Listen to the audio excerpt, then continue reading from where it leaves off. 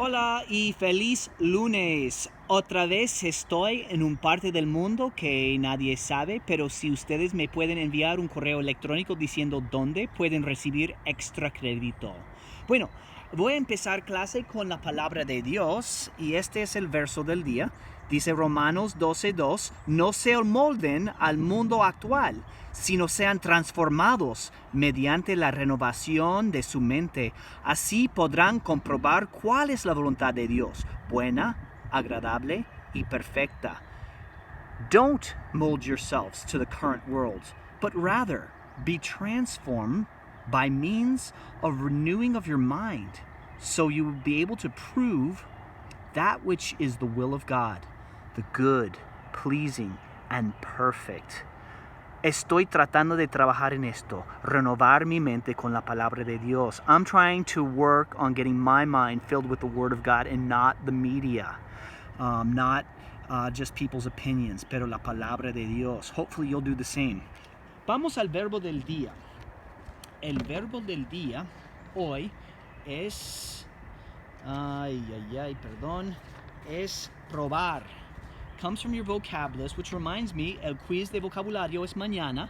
El quiz de vocabulario es mañana. El quiz es de la excursión. El verbo de hoy es probar, which means to taste or try. Remember, probar las especialidades. Jot these down. Escriban estos. Probar means to taste. Probé, haste, o, amos, aron.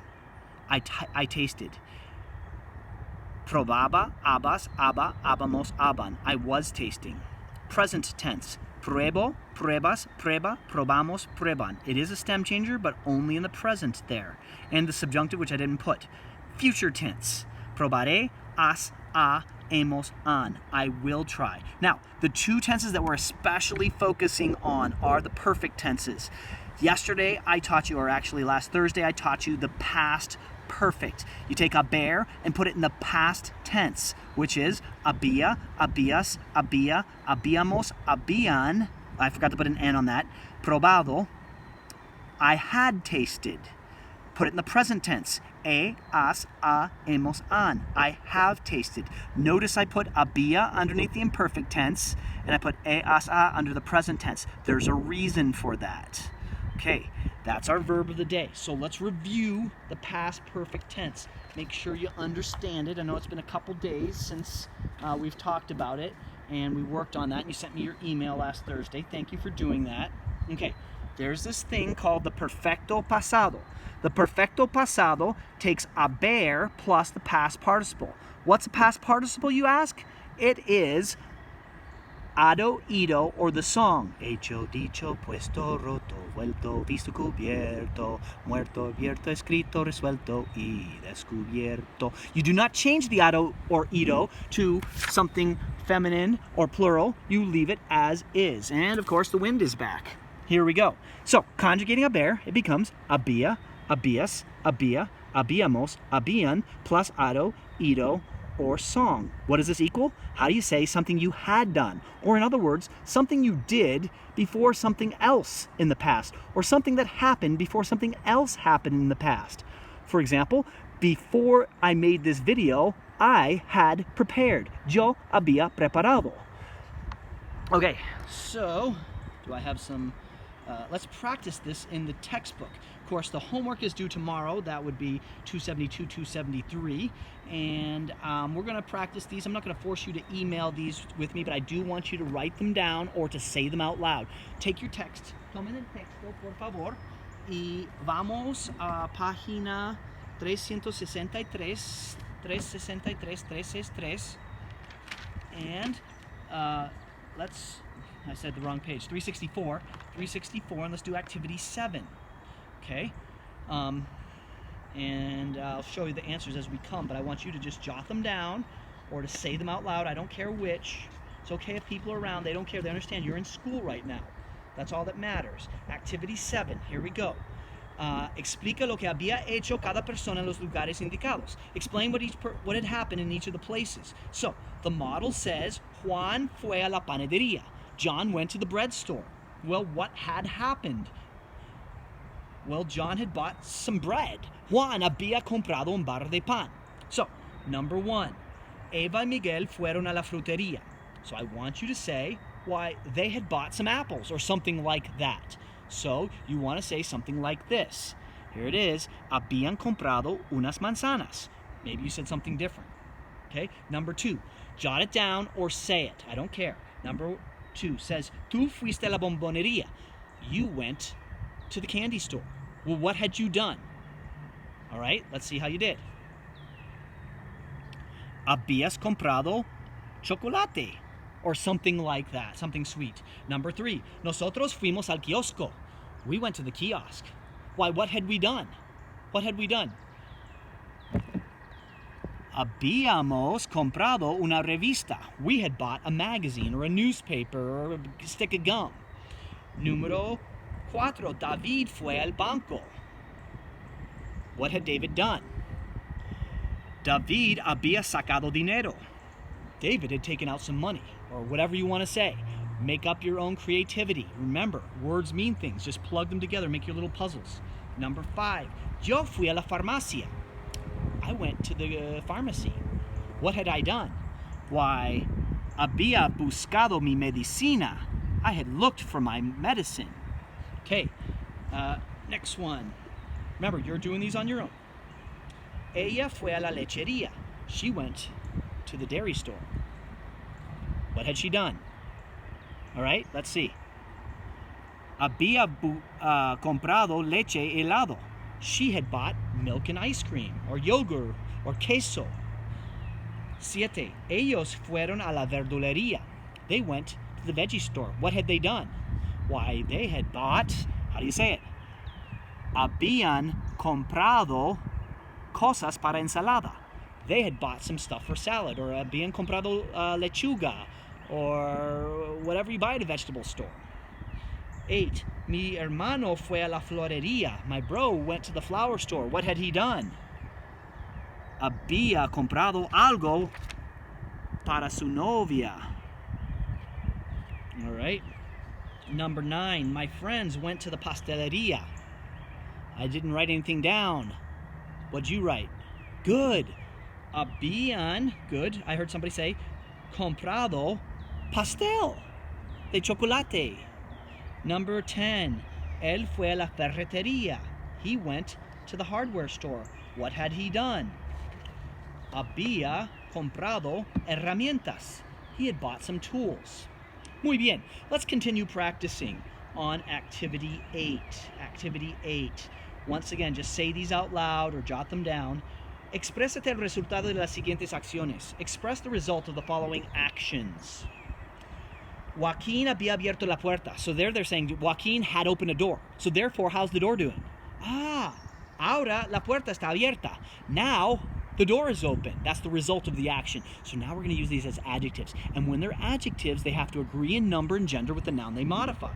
Okay, so number 1. Renato había cancelado la reservación del viaje en tren.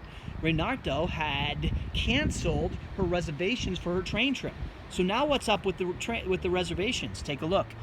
Ahora la reservación está cancelada.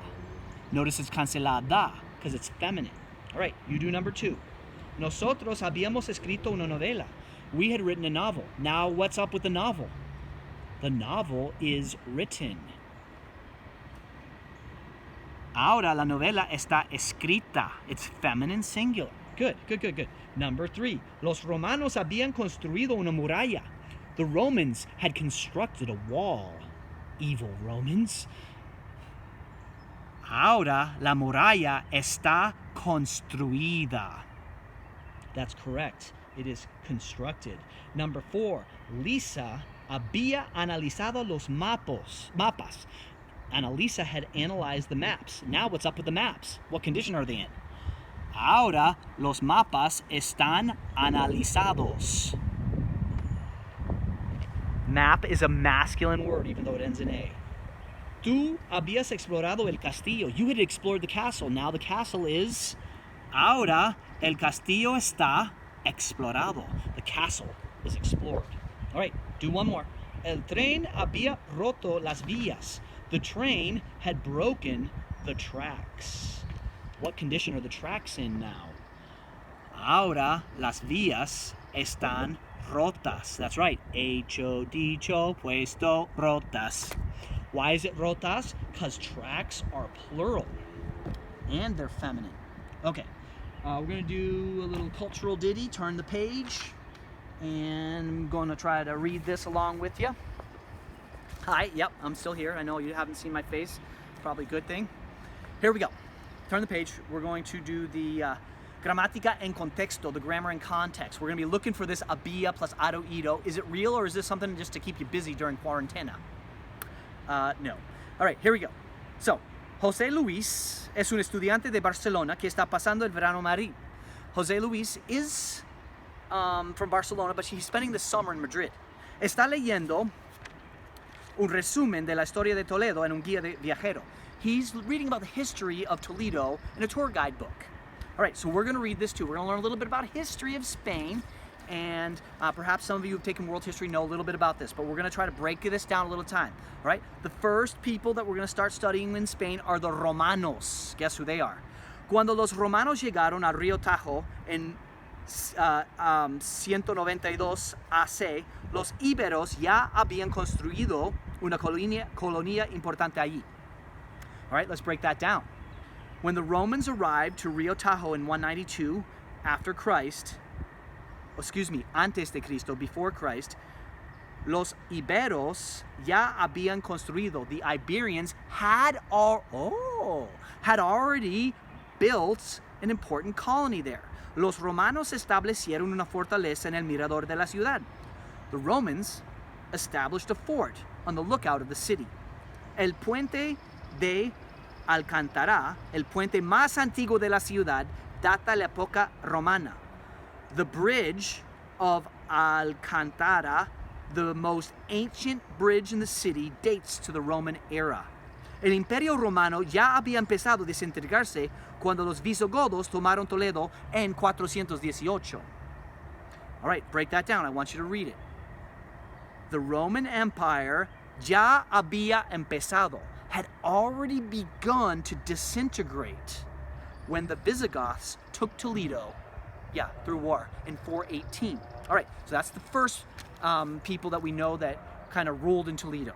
Then, after that, the Visigoths and the Moors, los visigodos y los moros. Este pueblo había controlado la región por más de 100 años cuando llegaron los moros en 711. This people had controlled the region for more than 100 años when the Moors arrived in 711. That's a big year in the history of the Iberian Peninsula.